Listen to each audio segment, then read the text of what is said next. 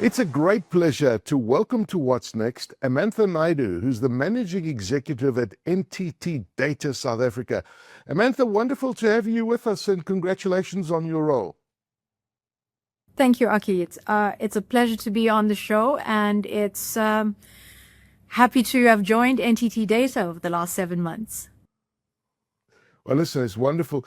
You've had a very interesting career journey. Are you able to tell us a little bit about yourself? I mean, what shaped your career in strategy and transformation? Because really, it's what the world's all about today. You know, it needs to be strategic and everything needs to be transformative. So the role fits you perfectly. But tell us a little bit about your career. Sure. Well, when I started, I actually started in manufacturing. I used to work in a shampoo and soap factory, actually, as an engineer, and decided very quickly that steel-toed security boots were definitely not for me. And then I pivoted into consulting. So I joined Accenture about 22 years. And I spent a lot of that time working across industries, focusing on just as technology was evolving, as new ways of working was evolving, new ways of operating. You know, that translated into a lot of engagements with clients, redefining where does their growth come from? How do they optimize their efficiencies in their operations and their back office? And then eventually it came to a point over the last decade or so where business and technology were talking even more, and we're talking much more similar language.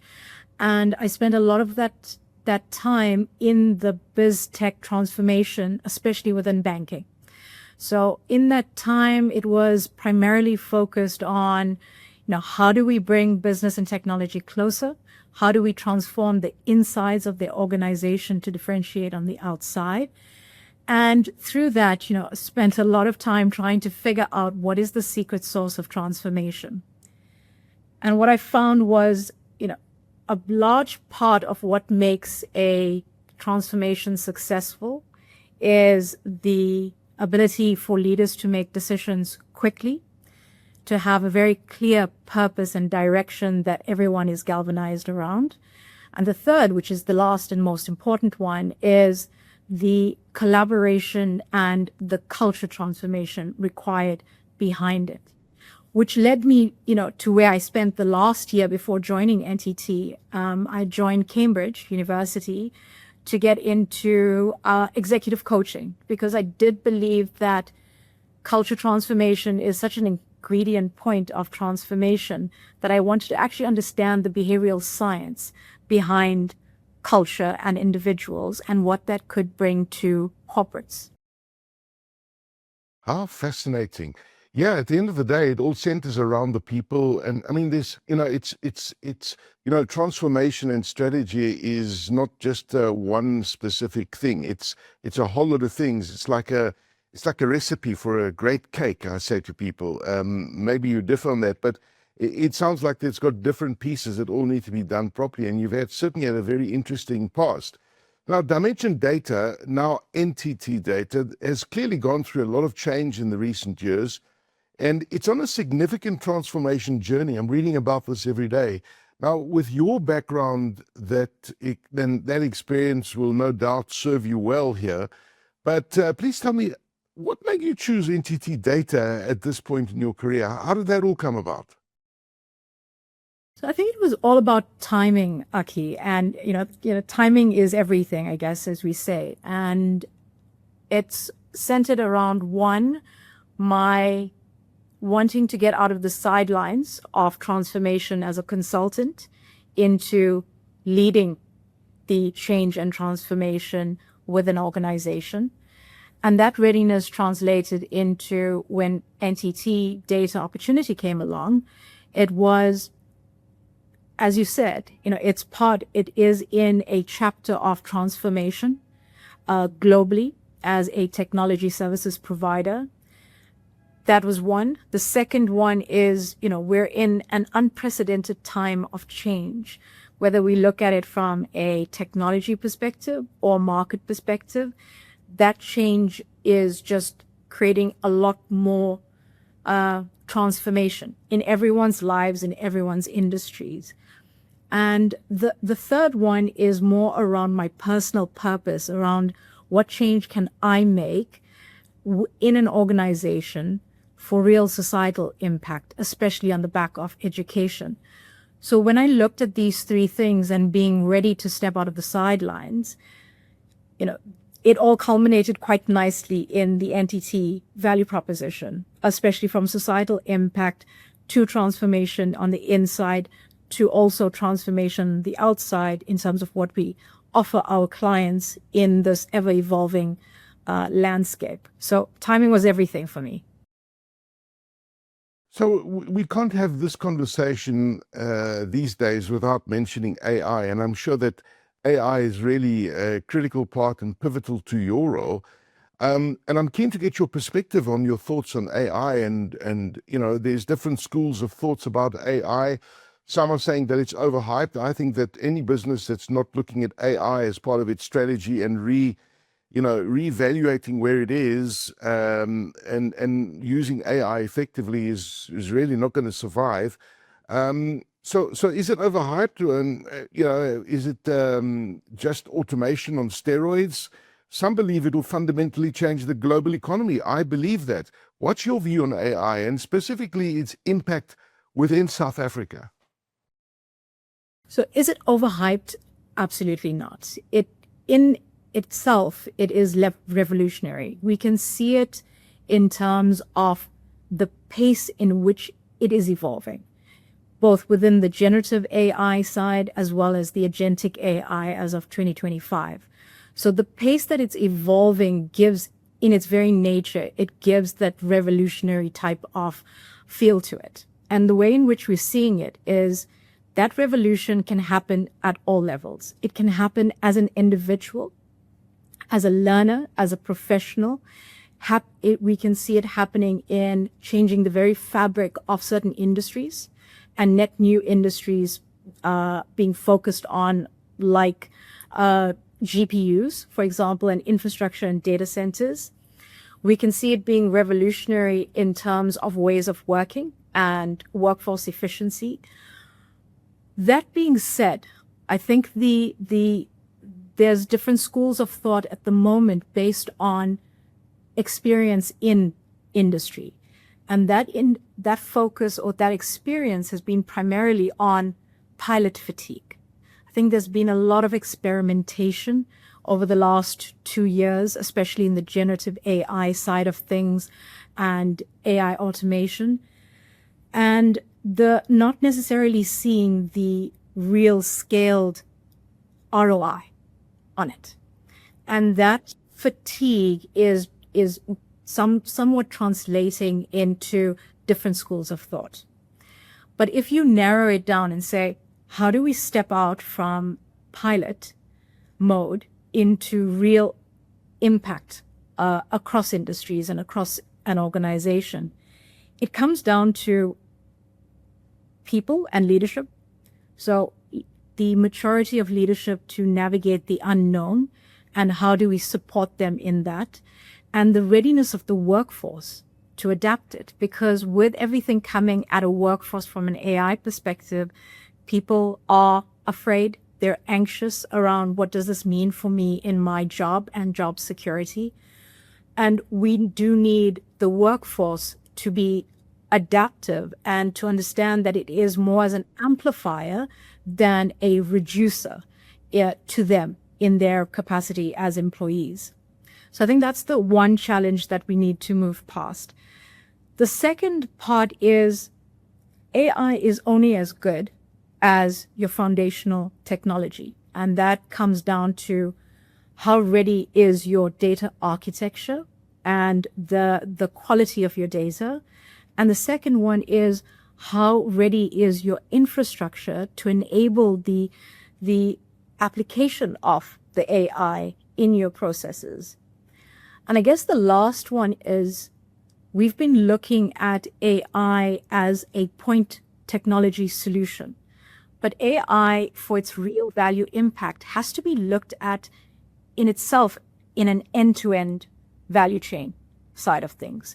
You need to look at AI in the end-to-end business strategy, not as a tech enabler in a point problem-solving environment. So I do think if we look at it from those different lenses and ensure that trust is at the center of how we're applying AI, I do believe that organizations, individuals, workforce will become a lot more adaptive, and the value would be seen from an ROI perspective, very soon.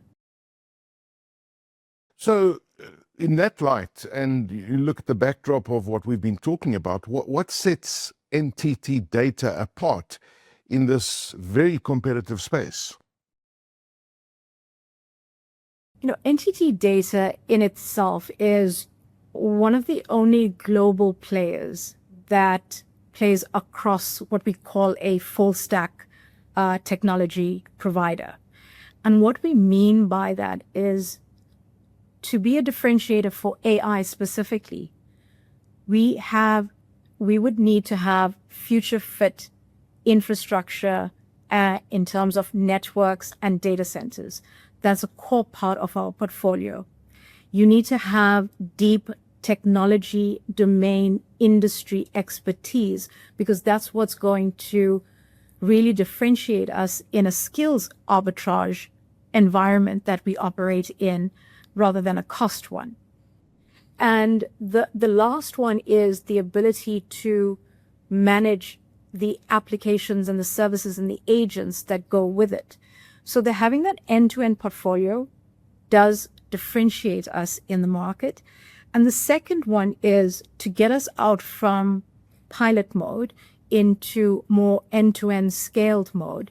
We've developed a patented tool around the AI smart agent ecosystem. And what this is trying to do is it basically has an end-to-end technology stack that is domain specific, it's technology specific, agents, infrastructure, and services that you would be able to work with clients in order to look at their AI strategy rather than looking at AI point solutions. So this agent ecosystem will differentiate us in how we show up in front of our clients, not as people that are coming in to do POCs, but we're trying to look at it from an end-to-end perspective, both in an architecture, an industry-specific lens, and a fit-for-purpose tools that are ready to deploy into your environment. I believe those two pieces do set us apart from other competitors in the market. Very interesting. It sounds like a really fascinating strategy that you got there, and certainly a very unique selling point that you have. Now, in addition to AI, what are enterprises demanding from service providers today? And it's in a very competitive environment. Businesses are, they need to innovate, they need to modernize, they need to digitize. What are they demanding from service providers today? I think what's top of mind for a lot of the organizations is, firstly, security. Security is, top of mind to many of our clients, especially with the advent on a lot of the cyber attacks that we've seen both locally and globally.